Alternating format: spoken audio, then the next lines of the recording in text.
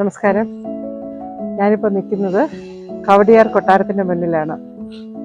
എനിക്ക് കിട്ടിയൊരു അസുലഭ അവസരമായിരുന്നു ഒന്ന് തമ്പുരാട്ടി ഒന്ന് കാണാനും ഈ കൊട്ടാരത്തിൻ്റെ അകത്തെ ചില ദൃശ്യങ്ങൾ പകർത്താനും തമ്പുരാട്ടിയോട് രണ്ട് വാക്ക് സംസാരിക്കാനും.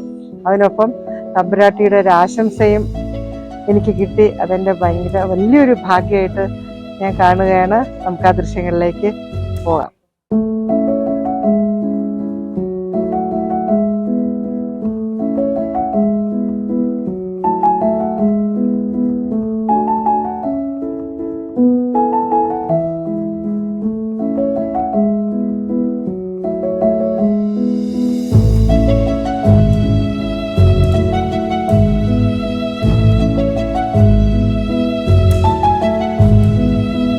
ശ്രീമതി ജയശ്രീ ഗോപാലകൃഷ്ണനും അവർ തുടങ്ങുന്ന പുതിയ യൂട്യൂബ് ചാനൽ ശ്രീ നയനം, ആ ചാനലിനും എല്ലാ അഭിനന്ദനങ്ങളും നേരുന്നു.